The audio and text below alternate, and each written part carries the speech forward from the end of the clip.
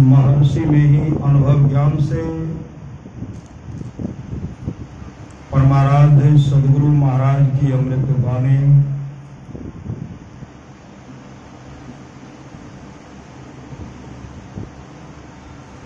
भक्त जब तक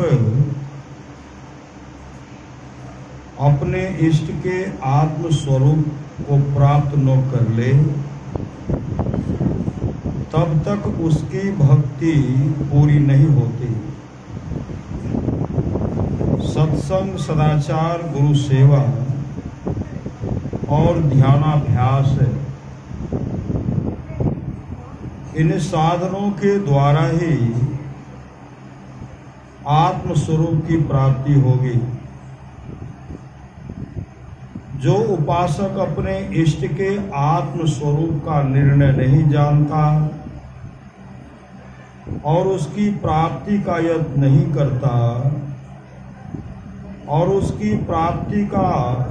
नहीं करता परंतु उसके केवल वर्णात्मक नाम और स्थूल रूप में फंसा रहता, उसकी मुक्ति अर्थात उसका परम कल्याण नहीं होगा। जैसे जमीन से सभी प्रकार के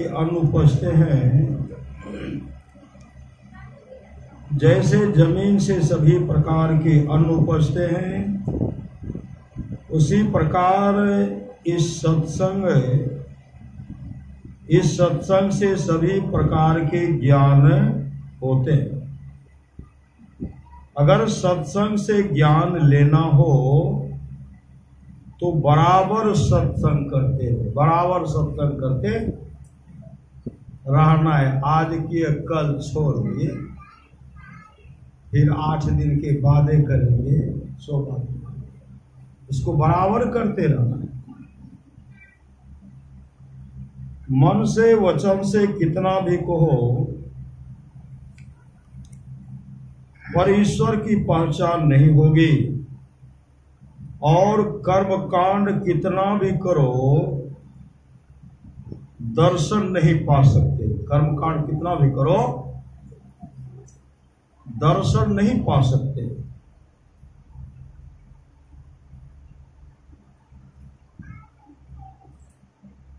महल से जमीन का दाम बहुत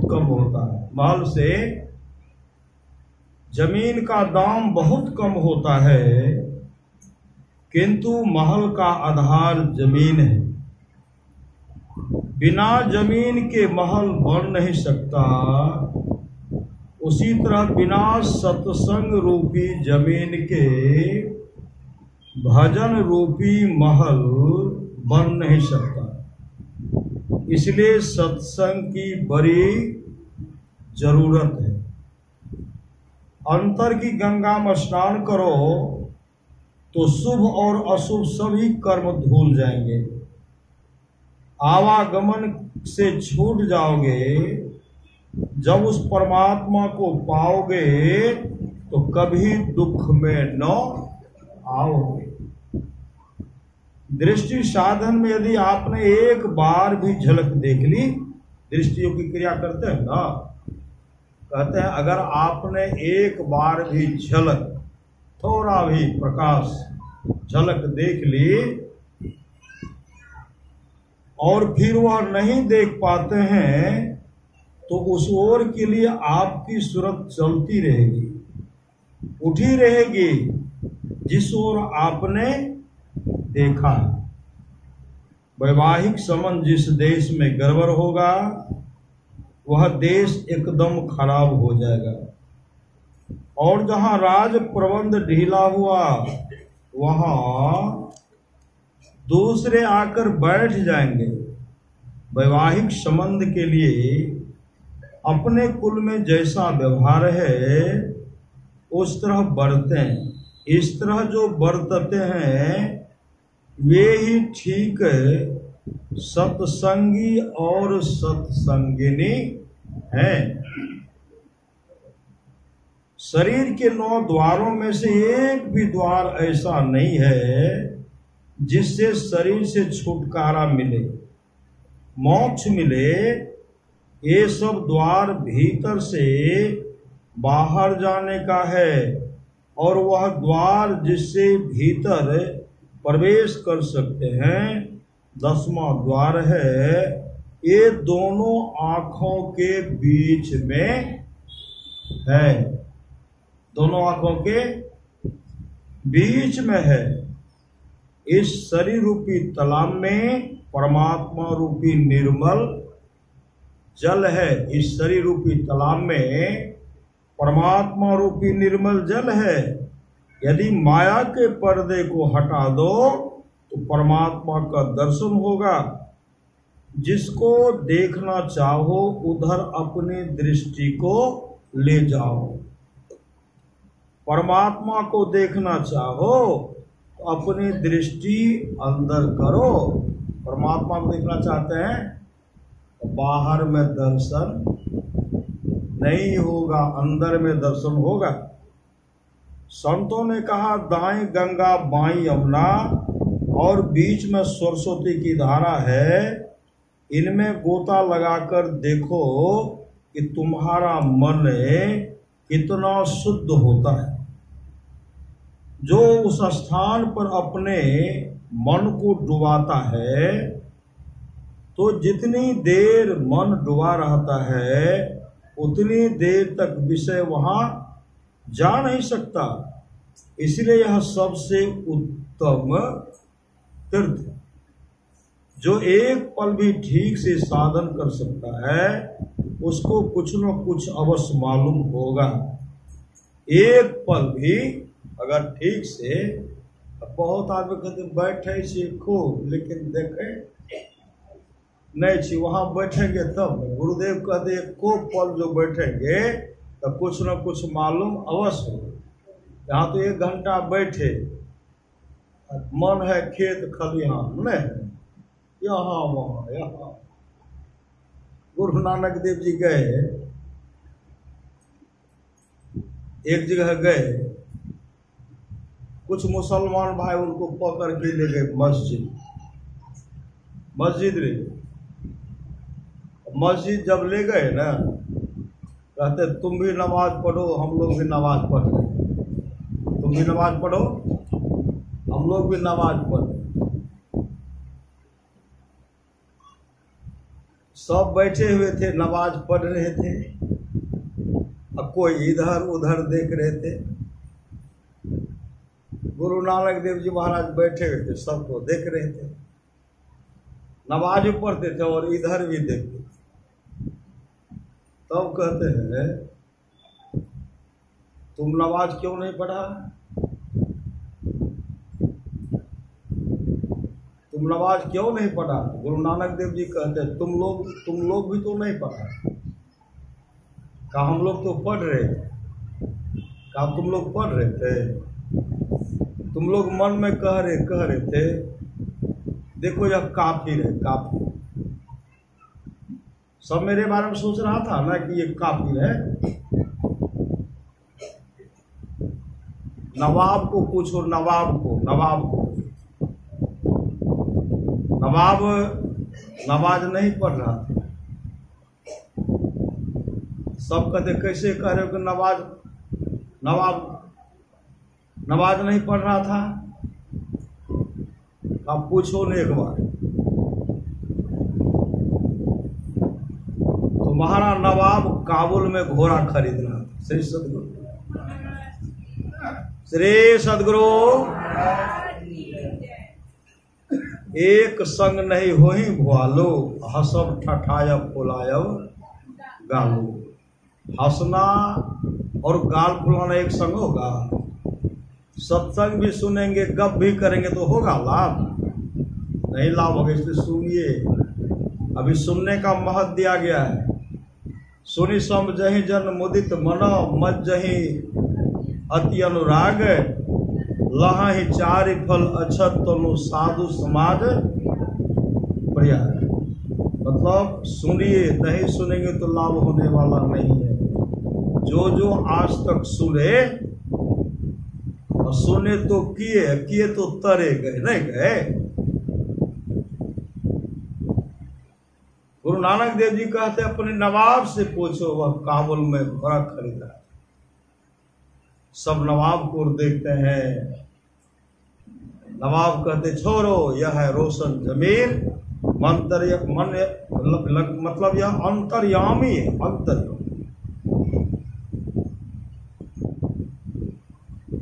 इसके लिए सत्संग की बहुत बड़ी आवश्यकता है। एक पल भी जो टिक गया, जिसका वहां ठहराव हो गया, ठहर गए, इक्के पल में तो काम बना। आज तक जिनका काम बना ना, 21 सेकंड में, इक्के पल में बना, पले में बना, पल में कर दे निहाल, घंटा में नहीं। श्री सदगुरु लेकिन बैठे चूत ते निकले सोत, बैठना पड़ेगा।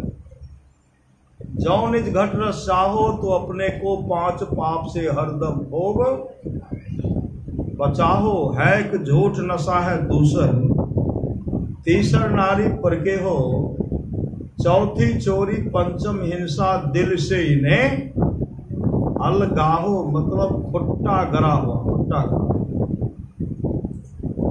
एक जगह सत्संग करने, अभी तो हम लोग पुण्यतिथि का अवसर पर सत्संग कर रहे हैं।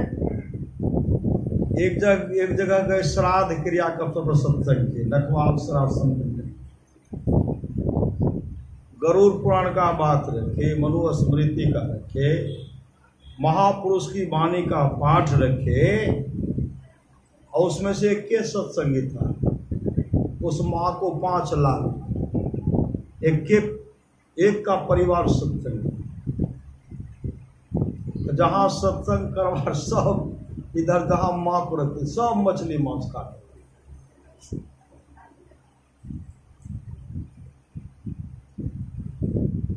जग करते हैं, श्राद्ध क्रिया करते हैं। श्राद्ध का मतलब श्रद्धा होता है ना, श्रद्धा प्रेम से, और उसमें खाएंगे मछली मांस। ऐसा फेर लगा दिए ना हम लोगों को, फिर अभी तक लगा हुआ नहीं, लगा हुआ है। परिवार का कोई सदस्य, किसी भी सदस्य का शेर छूटता है, हिंदू धर्म सब वैष्णव धर्म का पालन नहीं करते जब तक संपिंडन नहीं होता है, लेकिन उसमें एक लगा दिए शुद्ध है, कहते हैं बाद। श्री सदगुरु शुद्ध बात चल गया, इतने जग कैलो, ललक नरेन सातों घरे, मछली मांस खाए, सब चला गया, जो भी किए सब खत्म। कहते और सब भाई जो फोन के दियो, और सब भाई हमर छे ने, पंडित जी कल के आए नहीं के हो न, तो फिर 1 साल नहीं खेले। इतना चीखे चिल्लाए, असर न होना चाहिए। बुढ़िया कहती है ठीक, लेकिन पूछता है कौन? पंच भगवान जो फैसला करते माने के लिए तैयार छे, अब खुट्टा एते करते, अमीन का बात माने, पंच का बात माने। संत महात्मा लोग कहता है, संसार के लोगों, अगर कल्याण चाहते हैं तो खान पान में सुधार कीजिए। खान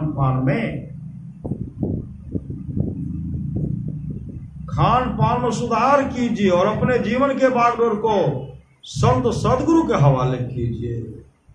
परमारा सुभाव की वाणी है, जहां रहना नहीं है, यहाँ माता जी हैं नहीं है, पिताजी है नहीं है, दादाजी है नहीं है, पूर्वज चले गए। कहाँ चले गए? शरीर से ओझल हो गए। शरीर नश्वर तन की होगी विदाई, यह नश्वर तन की विदाई होगी, ये चलेंगे, लेकिन आत्मा अजर है, अमर है, अविनाशी है। सृष्टि नहीं भी रहेगी तो आत्मा रहेगी। तो हम लोग कहाँ रहेंगे? हम लोग जहां से आए वहां मिल जाएंगे। हम लोग परमात्मा में समा जाएंगे, उसमें मिल जाएंगे। इसे संत महात्मा लोग कहते हैं, शरीर की नश्वरता पर हमेशा विचार कीजिए और शुभ काम कीजिए। जब तक शुभ काम नहीं करेंगे तब तक लाभ होने वाला नहीं है।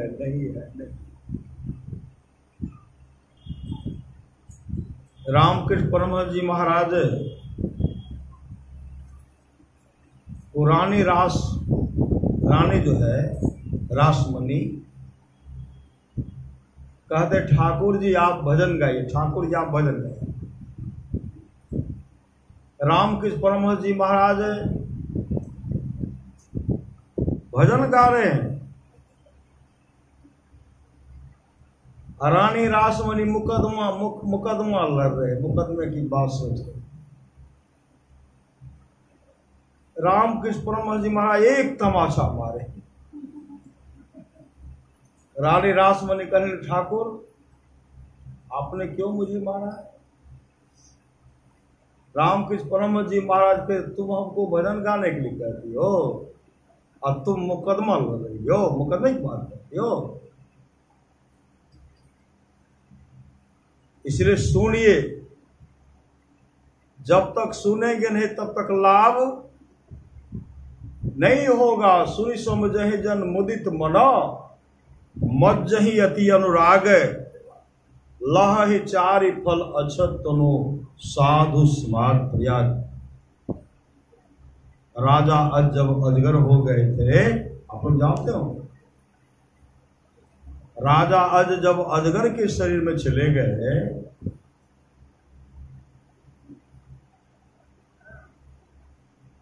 उनके वंशज में 7वां पीढ़ी में राजा जनक हुए। 7वां पीढ़ी में पहले कोई राजा सत्संग नहीं करवाया, कोई राजा। 7वां पीढ़ी में राजा जनक जब सत्संग करवाने प्रारंभ हुआ, महात्मा जी मंचासीन हो गए। जैसे सत्संग प्रारंभ होने वाला था, उसी समय विशाल फन लिए हुए अजगर आ गया। अजगर एक टक आज सदगुरु को देख रहे, मानो आज मेरा उद्धार होने वाला है। अब भक्त सब जो बैठे हुए थे सब भागे, सब भागे, दूर में खड़े। महात्मा जी कहते हैं अरे आप लोग भी आकर के बैठ करके सत्संग तो सुनिए। भक्त सब कहते नहीं बाबा नहीं, देखते ना विशाल अजगर है, ये निकल जाएगा, हम लोग वहां नहीं ठहर पाएंगे। महात्मा जी कहते आप लोग भले दूरे से सुनिए, लेकिन सुनिए, सुने सत्संग तो सब सुने। अजगर जो सत्संग सुन रहे थे, सुनते सुनते शरीर जो है परिवर्तन हो गया, परिवर्तन। अजगर का शरीर छोड़ता है गंधर्व रूप में प्रकट, गंधर्व जैसा प्रकट हो गया। और उसी समय गंधर्व लोक से विमान आया। विमान पर बैठाकर जब उनको लेके चलने लगा, तो पूरे भक्त सब कहते हैं गुरुदेव, जो अजगर का शरीर था छूट गया, गंधर्व रूप धारण करके विमान पर बैठ करके जा रहे हैं, जरा उनको उनसे परिचय तो पूछ, उनका परिचय पूछ लीजिए, वो कौन है। तब महात्मा जी कहते हैं आप अपना परिचय देते जाइए। तब विमान नीचे ऐसे हाथ जोड़कर कहते हैं हे गुरुदेव, मैं इसी वंशज में राजा अज के नाम से विख्यात था। मैं बहुत धर्मात्मा राजा था, बहुत धर्मात्मा राजा था। मैं प्रत्येक दिन गाय दान करता था, गाय दान। लेकिन मैंने एक गाय ब्राह्मण को दिया, ब्राह्मण को दिए तो गाय लेकर के चले गए। अब दूसरे दिन गाय वहां से भाग कर कहीं चोरी दिया, कहीं भाग करके राजा के गौशाला में कहीं दिया गया है कि चोरी हो गई, चोर ने बेच लिया। राजा के मंत्री ने उनको खरीद लिया, फिर लाए उसको। और दूसरे दिन उसी गाय को दूसरे ब्राह्मण को दिए। जिनको दिए लेकर के जा रहे थे, जिनको पहले दिए थे ढूंढते ही आ रहे थे, जिनको पहले दिए थे गले में नया रस्सी सब चिन्ह चांद दे दिए थे रंग का, कहते मेरा गाय हमको दिए थे, वो कहा नहीं हमको भी दिए हैं। आपस में दोनों झगड़ने लगे। बहुत सज्जन थे, सज्जनों ने कहा अरे आप राजा आज के पास जाइए, एक क्या कई गाय भी आपको दे सकते हैं, वो आपको उचित फैसला कर देंगे। उचित फैसला के लिए वहां से दोनों ब्राह्मण आए, दोनों आपस में गिराए, दोनों ब्राह्मण वाकयुद्ध किए, मार पीट करके लहू लुहान हो गए, दोनों ब्राह्मणों की मृत्यु हो गई। लेकिन मैं अपने सिंहासन पर बैठा, मैं कुछ नहीं बोला। उसी समय आकाशवाणी गाय राजा, राजा होने के नाते भी तू दो ब्राह्मणों का उचित फैसला नहीं किया, अजगर की नाई बैठा रहा, तू अजगर बनेगा। मैंने कहा मेरा उद्धार कैसे होगा? आकाशवाणी हुई कि जब तुम्हारे वंशज के लोग सत्संग करेंगे और उस सत्संग में तुम आओगे, सुनोगे और तुम्हारा परम कल्याण हो जाएगा। मैंने कहा मैं तो अजगर के शरीर में रहूंगा, मेरे वंशज के लोग जब सत्संग कराएंगे तो मुझे पता कैसे चलेगा? पुनः आकाशवाणी हुई जब तुम्हारे वंशज के लोग सत्संग कराएंगे तुमको आभास हो जाएगा, तुम आ जाओगे। इसलिए सत्संग जैसे प्रारंभ हुआ, मुझे आभास हो गया, मैं आया और सुनते सुनते मैंने एकाग्र मन से सुना था। मैं अब गंधर्व लोक को जा रहा हूं। गंधर्व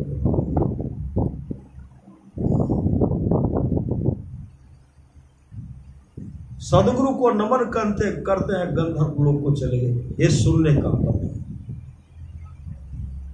सुनी समझहि जन मुदित मनो मज्जहि अति अनुराग, लहा चारि फल अक्षत तनु साधु समाज प्रयाग। आप लोग जानते होंगे शांति संदेश में निकला था, धमधाम सत्संग हो रहा था, धमधाम ध्यान शिविर का कार्यक्रम रखा 7 दिन का। जैसे सत्संग प्रारंभ हुआ, एक विशेला जिसको अदसर कहते वो आ गया, ऐसे फन फैलाए हुए, ऐसे फन फैलाए हुए, सब भक्त देख करके भागे, उस बाबा को देख रहे हैं। किसी ने कहा इसको भगाइए, मारिए, बाबा ने कहा नहीं, इसको मत मारिए, ये सत्संग सुनने के लिए दीजिए। धीरे धीरे धीरे बाबा बैठे हुए थे, मंच पर बैठे हुए थे, भीतर में आ गए सर, अब बैठ करके सत्संग सुन। जब तक ध्यान शिविर का कार्यक्रम चला तब तक वह सत्संग सुने, जब जब सत्संग होता था तब तक सत्संग सुनते थे। जैसे सत्संग समापन की ओर गया, जिस दिन सत्संग समाप्त हुआ, आरती हुई, सब भक्त प्रसाद लेते हैं, वो उसी समय गुरुदेव के सिंहासन के बगल में अपने प्राण को त्याग दिए। लाभ उनको मिला होगा कि नहीं होगा? बहुत प्रभाव। अरे हम लोग न सत्संग, इतनी जनसंख्या यहाँ की, परमारास महाराज की वाणी है, जिसके अगल बगल में, जिसके आस पास में सत्संग हो, वहां के लोग घर में बैठे रहे, सत्संग में नहीं आवे नहीं जाए, समझिए ऐसे लोगों का भाग संस्कार बहुत गिरा हुआ, बहुत गिरा हुआ। मेरे गांव की घटना है, फूस का घर था, सत्संग मंदिर, कुर्सी दे दिए थे, भूसे का घर, अब तो बहुत सुंदर भवन बन गया, बहुत सुंदर मंदिर बन गया। तो भूस के घर में जैसे अपराह्न कालीन सत्संग शुरू करते हैं, सब संतन की बड़ी बलिहारी जैसे शुरू किए, बगल में जिसको नहीं कहते जो चिला चाली कहते हैं, उधर अगरबत्ती दिए और बगल से निकल करके दौड़ करके आ गए। तो लगा कि दौड़ रहा कोई खदेड़ रहे, आ गए और जैसे स्तुति शुरू करते हैं, उसी समय अपने सिर को पुस्तक जो रखे थे ना वहीं कर दिए, लगाए वहां।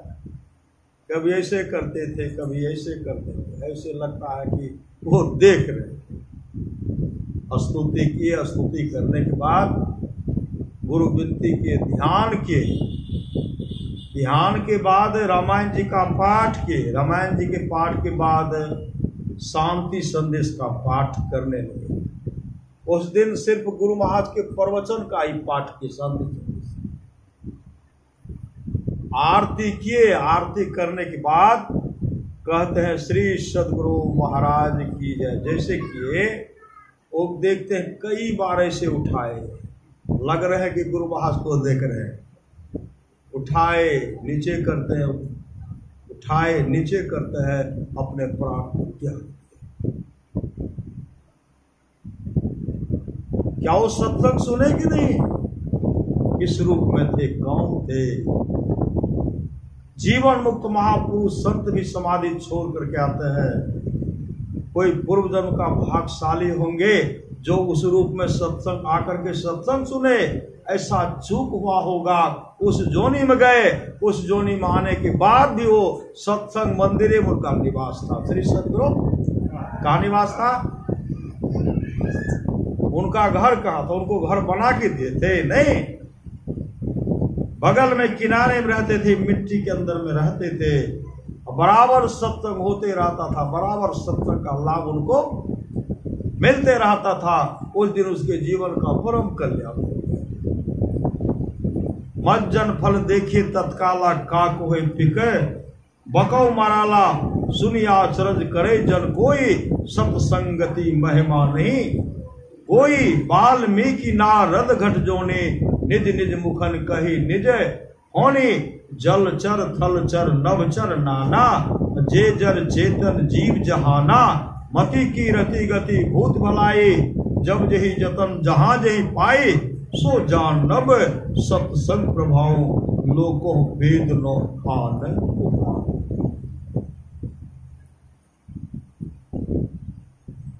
आज तक जिस किसी को मिला है सत्संग के प्रभाव से वह जानना चाहिए। लोक और वेद में इसके मिलने का दूसरा कोई उपाय नहीं है। शांति संदेश में निकला था श्री सदगुरु। बरियार एक स्टेशन है, बरियार।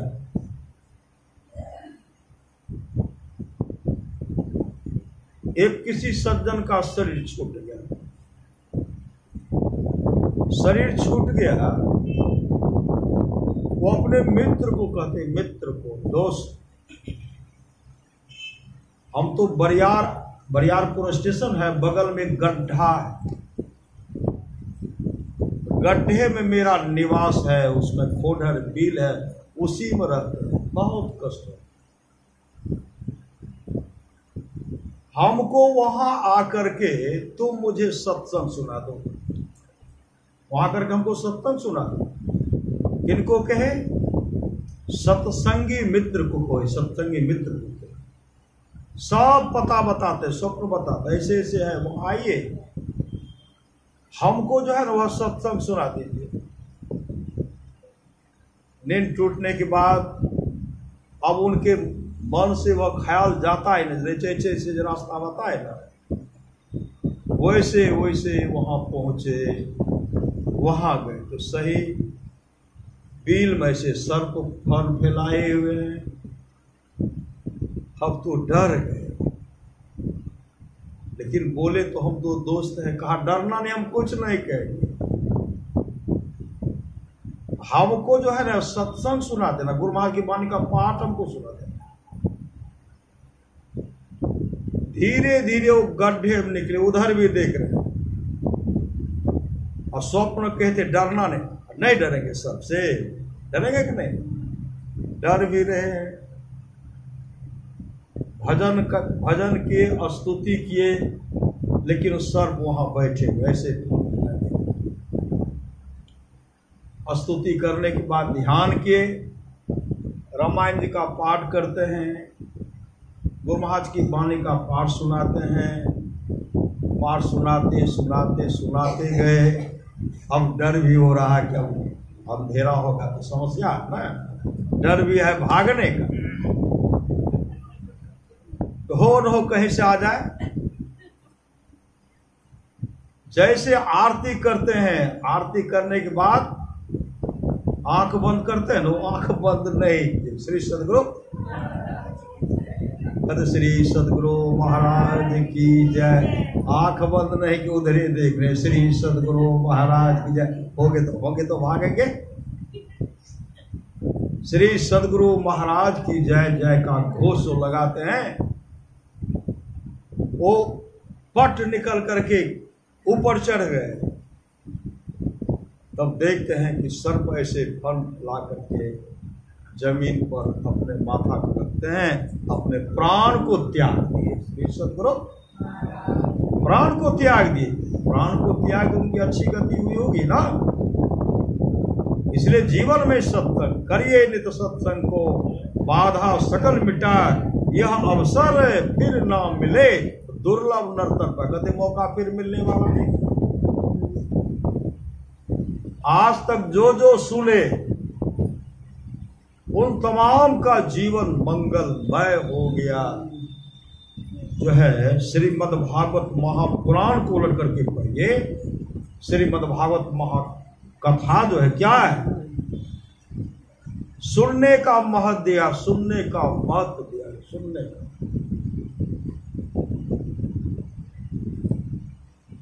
राजा पृथु जब भगवान का तपस्या करने लग गए ना, भगवान प्रसन्न हो गए। प्रसन्न होते कहते राजन मांगे, आप क्या मांगते हैं? राजा पृथु कहते हैं प्रभु अगर आप हम पर प्रसन्न हैं, अगर देना चाहते हैं, मुझे भागवत कथा, मुझे सत्संग सुनने के लिए 10,000 काम दे दी, 10,000 काम दे दी। वो भागवत कथा सत्संग सुनने के लिए 10,000 कान मांग। तो हम लोग को तो 2 कान है श्री सदगुरु, 2 कान से हम लोग सुन रहे हैं। अब बहुत आदमी 10,000 कान निंदा सुनने में लगा देते। श्री सदगुरु सत्संग होगा तो क्या बहुत जगह देखते हैं, मंदिर में जब बाजा लगा करके सत्संग करते हैं ना,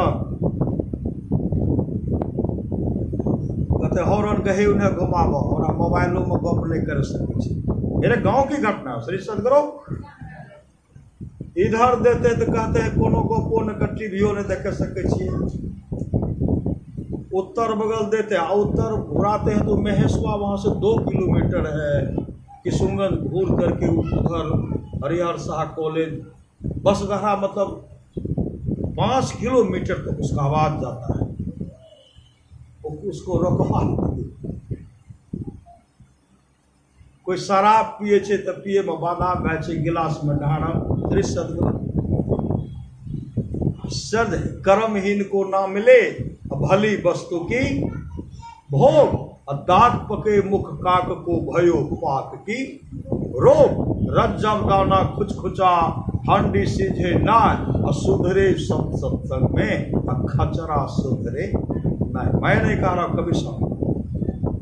तो हम लोग क्या किए हैं श्री सदगुरु, हॉर्न जो है बगीचा को ओर कर दिए, बस धन बिट्टा बांस श्री सदगुरु, उधर आम का खेत खल उधरे दे दे कि कम से कम भूतो प्रेत उतरेगा। श्री सदगुरु दो पांव वाला कर्महीन जो है वह भूत को नहीं चेतेगा। श्री सदगुरु, लेकिन कीड़े मकोड़े तर गए, सुन रहे तर रहे, लेकिन अभागा नहीं सुधरेगा। श्री सदगुरु, उठले राम नाम चदरिया रे अभागा मनवा। अभागा क्यों कहा गया? अभागा मनमा नाही लगतो विषय बजरिया रे अभागा। राजा पृथु सत्संग सुनने के लिए 10,000 कान मांगे और वो मोक्ष को प्राप्त की। मोक्ष स्वामी विवेकानंद गए रामकृष्ण परमहंस जी महाराज के पास, कहते ठाकुर आप कर ईश्वर ईश्वर ईश्वर है, कैसा ईश्वर है? कब ईश्वर का दर्शन होगा? बराबर प्रश्न कर देते, कहते चलो मेरे साथ। ले गए, नदी में ले गए और पूरे नदी में ले गए। नदी में जब ले गए पकड़ करके उनको डुबाते हैं, जैसे डुबाए वो छटपटा रहे, जान बचा करके निकले। कहा और ईश्वर को नहीं देखना? कहा हमको ईश्वर को नहीं देखना, आप डाकू हो डाकू। श्री सदगुरु, कहा डाकू नहीं, इस तरह का जब तुम्हारे हृदय में व्याकुलता पैदा होगी ना, प्राण बचाने के लिए किस तरह व्याकुल हो रहे थे, उसी समय ईश्वर प्राप्ति के लिए जब तुम्हारे अंदर में व्याकुलता होगी, उस समय ईश्वर दर्शन देंगे, उस दिन विलंब नहीं होगा।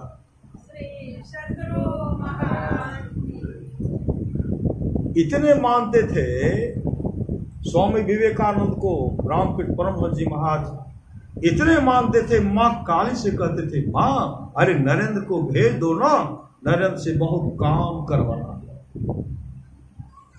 प्रेरणा होती थी, नरेंद्र आते थे और अपने हाथ से रामकृष्ण परमहंस जी महाराज नरेंद्र को खीर खिलाते थे। खीर खिलाए, कदम हो कहा और खाओ, खिलाते खिलाते खा रहे हैं। कहते हैं अब जा रहा हूं, जैसे कहते जा रहा हूं, रामकृष्ण परमहंस जी महाराज ऐसे लात को उठाए मार दिए छाती में। छाती में जैसे मारते हैं,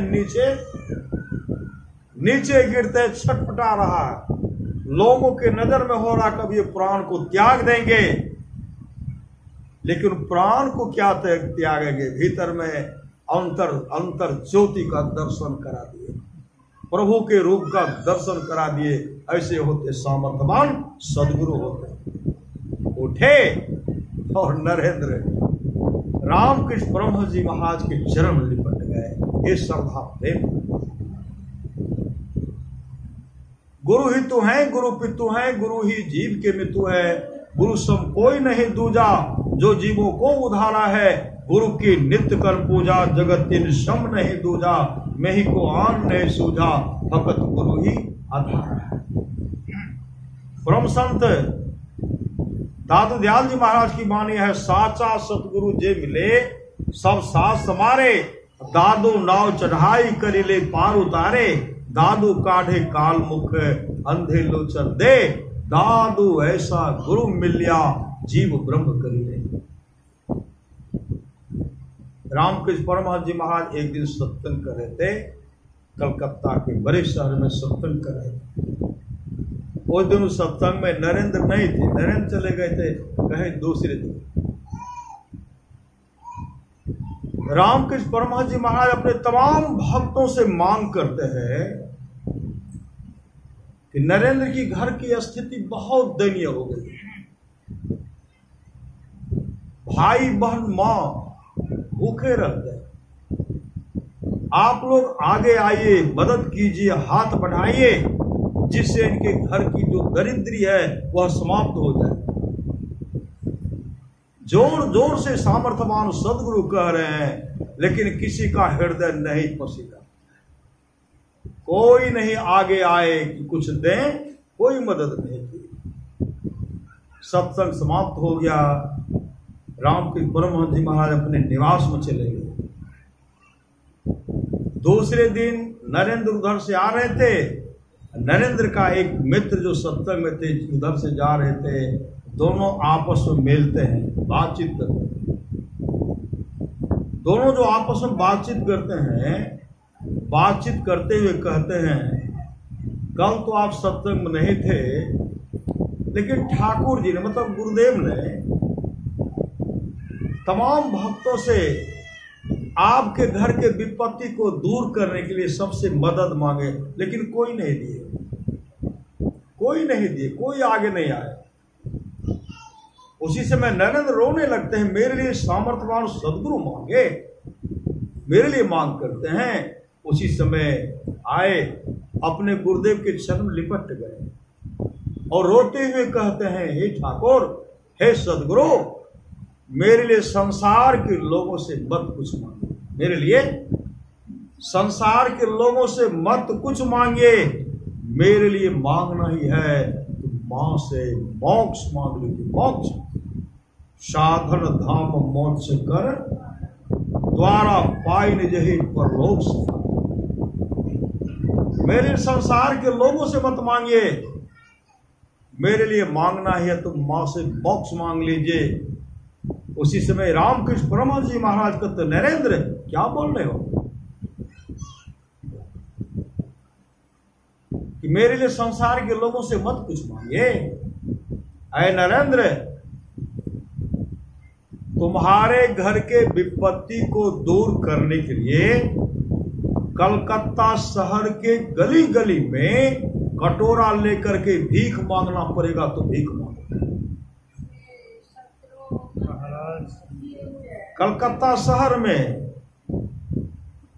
कटोरा लेकर के गली गली में भीख मांगना पड़ेगा तो भीख मांगूंगा। फिर रोते हुए कहते हैं, सदगुरु, मेरे लिए संसार के लोगों से मत मांगे। उसी समय रामकृष्ण परमहंस जी महाराज कहते हैं, जाओ नरेंद्र जाओ, आज से तुम्हारे घर में खाना दाना की कमी नहीं होगी। और जाओ नरेंद्र, अब तुम मोक्ष को भी प्राप्त करोगे, मोक्ष को भी प्राप्त करोगे, मोक्ष को भी प्राप्त करोगे। ऐसे होते हैं सामर्थ्यवान सदगुरु। आप लोग जानते होंगे, अमेरिका के शिकागो शहर में जब गए, विद्वानों की टोली थी। विद्वानों की टोली को देख करके नरेंद्र भीतर से कांप उठे। है भी तो ये विद्वानों की टोली है, मैं इसे क्या उपदेश करूं। भीतर से जैसे भयभीत होते हैं। और उसी समय कहते, जो भारत से आए हैं अपना स्थान ग्रहण कीजिए और आप उपदेश कीजिए। भीतर से कांपे और कांपते अपने सदगुरु का स्मरण करते हैं। जैसे सदगुरु का स्मरण करते हैं, अपने गुरु को जैसे स्मरण करते हैं, सामने में रामकृष्ण परमहंस जी महाराज प्रकट हो गए। सामने में सदगुरु खड़े हैं। रोए में हर रोम में सदगुरु का दर्शन हो रहा है। जिधर देख रहे सदगुरु का दर्शन हो रहा है। लगता है कान के पास सटा कर कहते हैं, उठो नरेंद्र उठो, जाओ उपदेश करो। उठे सदगुरु, इधर भी सदगुरु उधर भी सदगुरु का दर्शन हो रहा है। मंच पर गए, जैसे बैठते हैं लगा कि कान में सट करके सदगुरु का आवाज हो रहा, नरेंद्र तुम बोलो। मुंह को खोल दो, श्री सदगुरु महाराज की जय। बोल रहे हैं, बोल रहे, धारा प्रवाह बोल रहे हैं, सब लोग सुन रहे हैं। और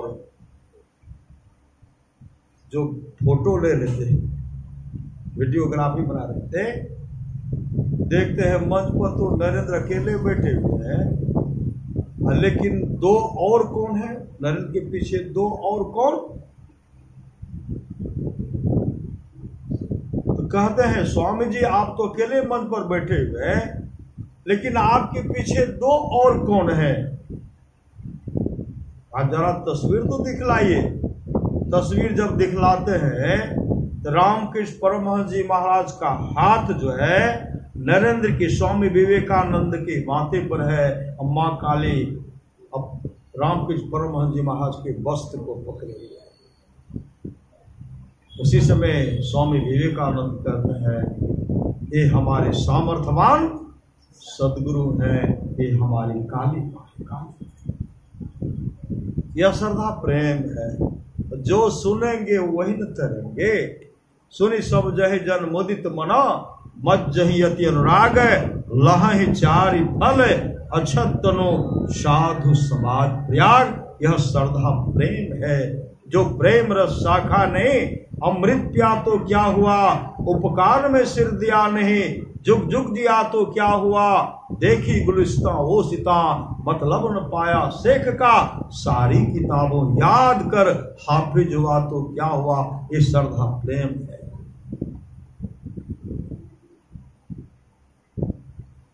आसरा एक करतार का रख तू बीच मैदान में, बांध टाटी रहेगा वही जो खलक पैदा किया, और सब होएगा खाक माटी।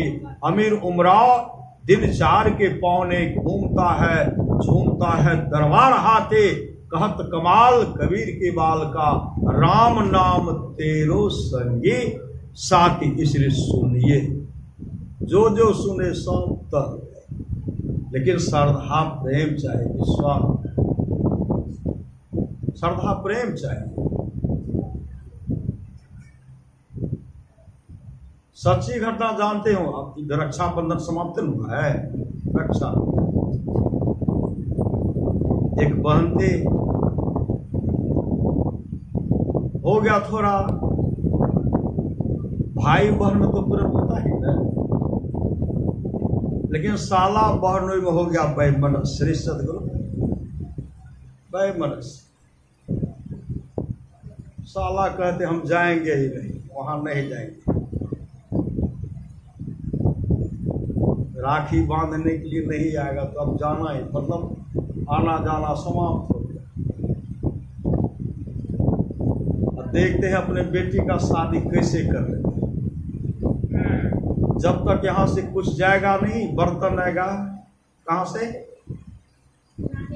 नानी के यहाँ से सुंदर सुंदर पीतल का बर्तन आएगा। अब हाथ बन करके भी वही से आएगा, हम लोग लेके जाएंगे ही नहीं, हम लोग लेके नहीं जाएंगे, देखेंगे कैसे शादी। अब ये बहन जो है पति की आज्ञा के अनुसार चले, पति का सम्मान नहीं, और जो जिनके पति का सम्मान नहीं करेंगे वो बर्दाश्त करेगी कभी भी।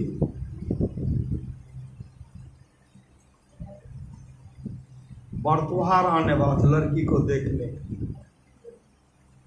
तो गए, भगवान कृष्ण के मंदिर प्रवेश कर गए। रक्षाबंधन का दिन था, अब प्रत्येक वर्ष भगवान कृष्ण को राखी बांधते, बांध देते। वो क्या किए, कहते हैं भैया, भगवान कृष्ण का मूर्ति था, भैया उधर से तो कोई भाई नहीं है, बरतुहार आने वाले वो खोजेंगे कि लड़की का मामा कहाँ है, तो भैया हो तो मामा बन करके जाना है। मैं आपको निमंत्रण दे दिया है, अब आपकी मर्जी जाओ कि नहीं जाओ। निमंत्रण दिए, उधर से बरतुहार आने से पहले वो भैया भगवान कृष्ण के भाई के रूप में आ गए, सब सामान लेकर के आ गए और आओ आओ भगत कर रहे हैं। अब इस बहन के मन में हुआ कि भैया तो आ गए। मैं कौन भैया? वो भैया जो भैया बोले थे नहीं आएंगे, खबर भी नहीं कि भैया आ गए, सब सामान लेकर के पूरा आओ भगत कर रहे हैं। ये भैया मुस्कुरा रहे, बहन भी मुस्कुरा रही है, अब बहनें भी मुस्कुरा रहे हैं, कहे नहीं लेकिन आ गए। देखे सब बरतुहारी हो गया, पसंद हो गया, दिन भी निश्चित हो गया। श्री सदगुरु अच्छा ढंग से व्रत त्योहार को विदाई भी कर, अब काफी प्रसन्न। अब शादी का समय निश्चित, 8 दिन के अंदर में शादी करना। कहते हैं भैया आप आइएगा, कहा ठीक आऊंगा।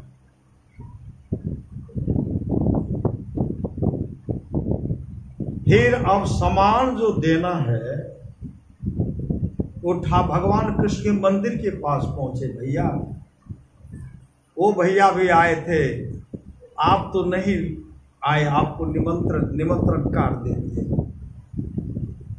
जैसे हुआ जिस दिन बाराती आते इतना सामान लाए, पीतल का बर्तन, उतना सुंदर दुकान में कहीं था ही नहीं।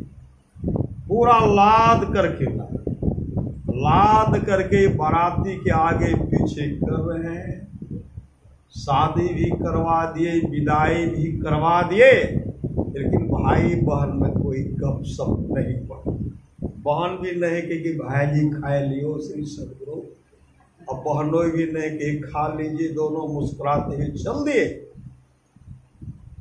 लड़की की विदाई भी अब जो है पूरा घर में सामान लग तक, यह बहन जो है सामान को संभाल रही है, इधर करना उधर करना है।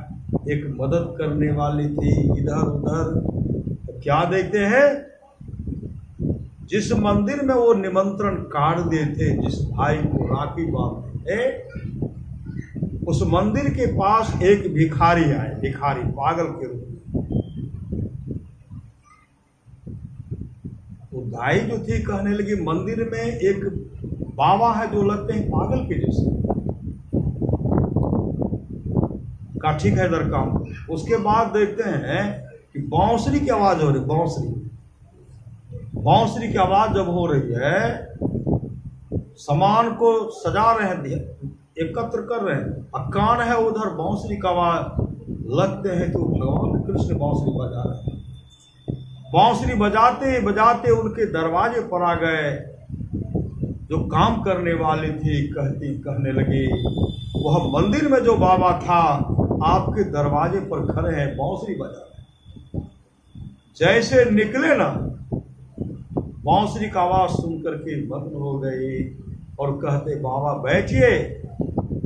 बैठ गए। बैठने के बाद बांसुरी को गप कर रहे। गप होते होते कहते हैं, अरे जोरों की भूख लगी है, खिलाओगे नहीं? कहा हाँ खिला। बांसुरी बजा रहे, फिर कहते जल्दी से खिलाओ ना। मैं यहाँ कई बार आया हूं लेकिन मुझे खिलाया नहीं गया। श्री सदगुरु वो बहन कहने लगे, आप कहाँ आए थे? कहा बरतुहार आया था ना, उस समय भी मैं आया था। मैं बरतुहार के आगे पीछे मैं ही गया। जिस दिन शादी होती उस दिन मैंने पूरा बर्तन लेकर के आया, भात बना करके। भात कोई यहाँ का भात था, गोलोक धाम का सचखंड का भात था। वह भात लेकर भी मैंने आया, बारात को खिलाया, विदाई किया। लेकिन मुझे कोई न बैठने के लिए कहे न खाने के लिए कहे। आज मैं पुनः आया हूं, क्या इस समय नहीं खिलाओगे? उस समय वो बहन कहती, मेरे भैया। कहा मैं भाई, मैं भगवान कृष्ण प्रकट हो गए। श्री सदगुरु न वो भाई आए, वो ही सगे संबंधी नहीं आए, लेकिन भगवान के सब कुछ बन करके सब विदाई कर दिए। ऐसे सामर्थ्यवान होते हैं सदगुरु। श्री सदगुरु महाराज ऐसे सामर्थ्यवान सदगुरु होते हैं। भगवान श्री राम कहते, साधन धाम मोक्ष कर द्वारा, अब पायन जही परलोक समारा, सो परतर दुख पावे सिर धुनी, धुनी पछताए, काल है कर्म ईश्वर ही मिथ्या दोष लगाए। अब वो चरण पकड़ करके रोने रो रहे। तो श्रद्धा प्रेम चाहिए, श्रद्धा प्रेम। ये तो प्रेम की बात, उधो बंदगी तेरे बस की नहीं है। यहाँ श्रद्धे के होते सौदे, आस के इतनी सस्ती नहीं है। आप लोग जानते होंगे, एक काले खां था, काले खां नाम था, काले खां।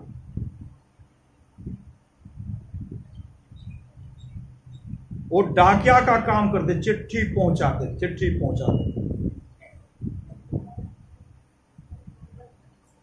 एक उसमें चिट्ठी है, सही सदगुरु,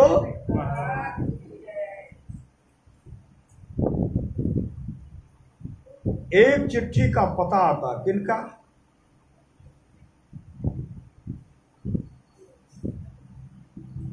उस नाम का उस गांव में कोई नहीं था, और उस नाम का चिट्ठी जो था,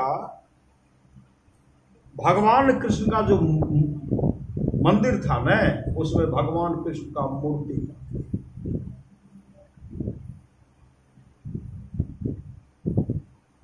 उन्हीं के नाम से चिट्ठी आया।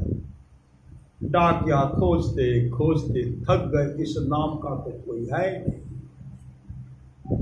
इस नाम का कोई नहीं है। तो मंदिर जब प्रवेश करते हैं, मंदिर प्रवेश के उधर से पुजारी निकले, कहा देखिए ना एक चिट्ठी है, कहा चिट्ठी है तो लाइए ना मेरे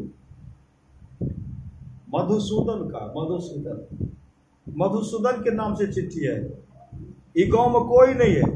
कहा यही मधुसूदन है, मधुसूदन।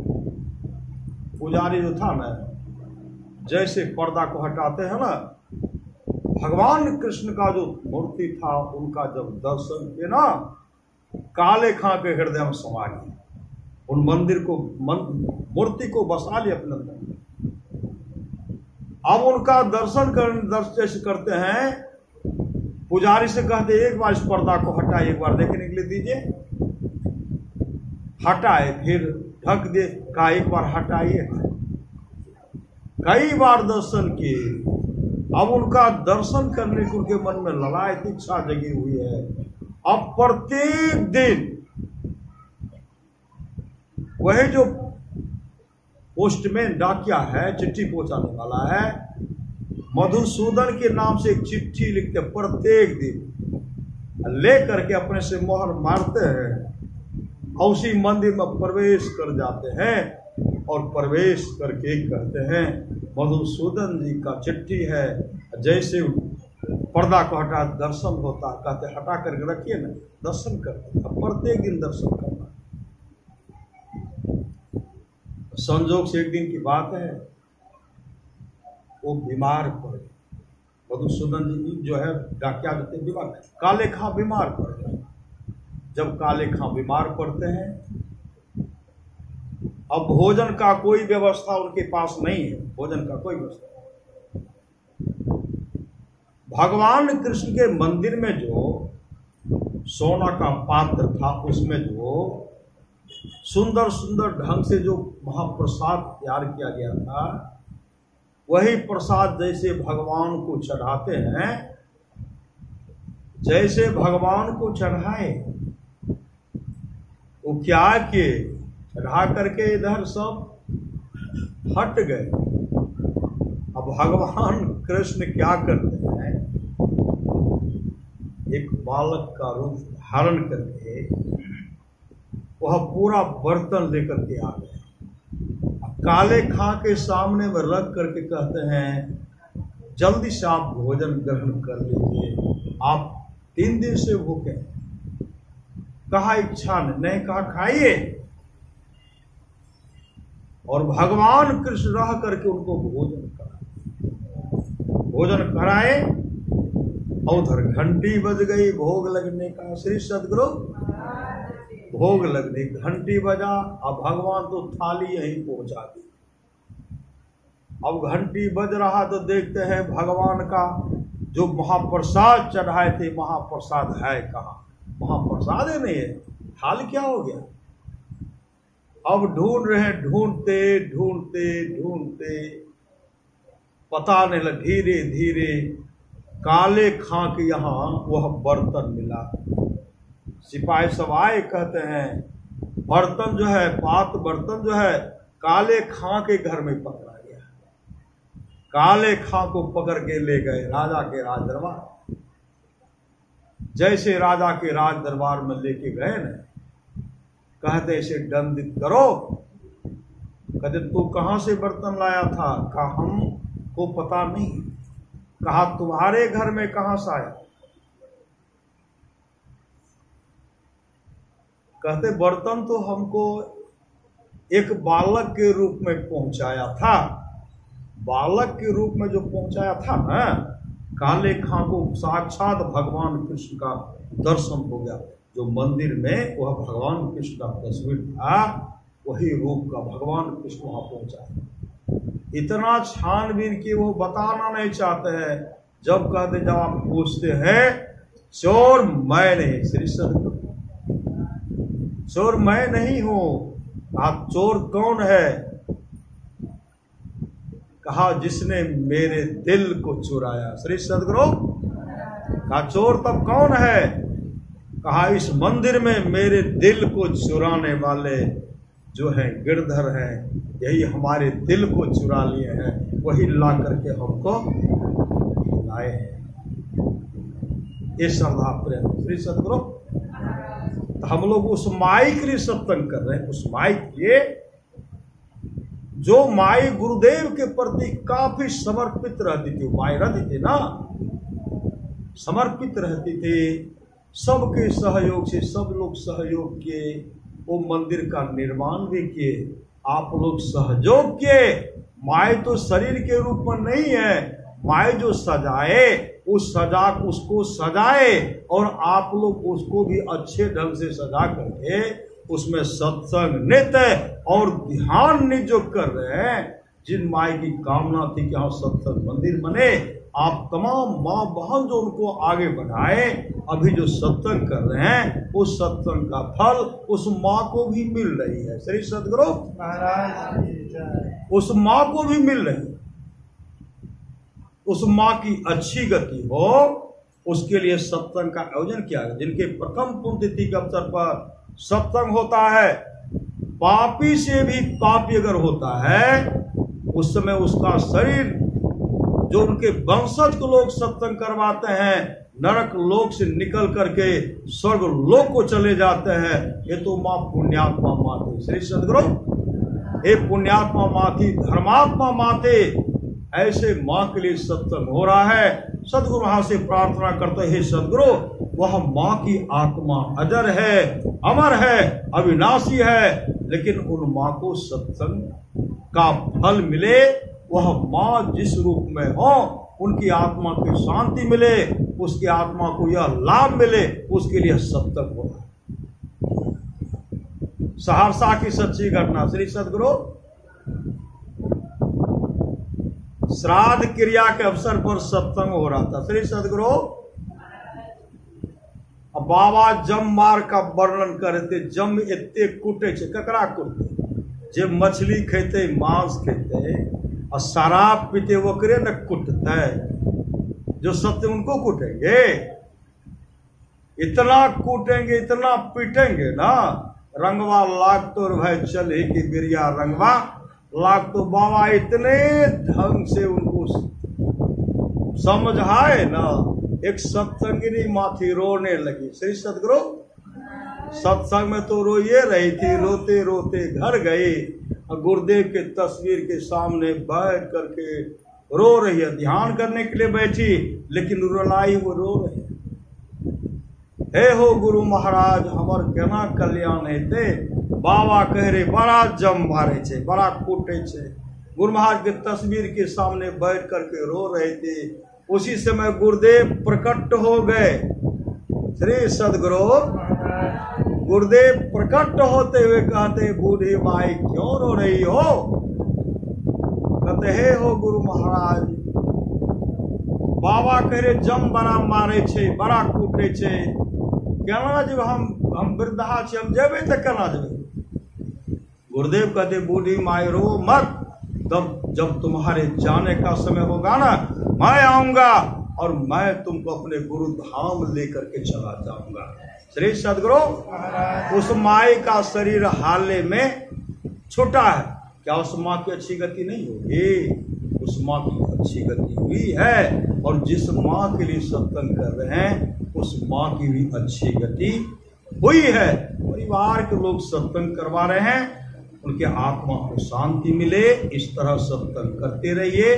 गुरुदेव की वाणी है, थोड़ा सा भी सत्संग करो बड़ा लाभ होता है। जितना लाभ कि बहुत धन के मिलने, बहुत विद्या के पढ़ने से होता, उतना लाभ सत्संग से होता है। नित्य नियमित ढंग से सत्संग करो, और सत्संग से खाली कोई मत रहो। अभी अमृत की वर्षा हुई, अध्यात्म ग्रंथ का सार सार ज्ञान कह दिया।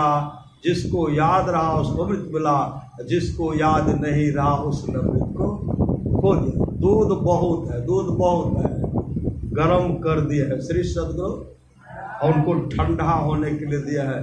उसमें क्या देते हैं? दही बनाने के लिए क्या देते हैं? जोरन देते हैं, नहीं देते हैं? हम लोग जो बाबा से सुनेंगे बहुत देर तक सुनेंगे, और जो होगा दही जमाने का काम करेंगे। श्री सद्गुरु दही का दर्शन खाने में भी जतरा बना लेते हैं न, दर्शन कर लेते हैं, खा लेते हैं, जतरा बन जाता है। श्री सद्गुरु अब हम लोग बाबा के मुखाकृति से अमृत वाणी सुनेंगे। जो भी होगा हम लोगों का जतरा जो मंगलमय होगा। बोले प्रेम से श्री सद्गुरु महाराज की जय। अब हम लोग परम पूज्यपाद है स्वामी विद्यानंद बाबा से न, विद्या के सागर न, बाबा से हम लोग सुने श्री सद्गुरु महाराज की। जब हमको कुछ अधिक समय ले लिए, श्री सद्गुरु महाराज की जय। 1 घंटा दियो।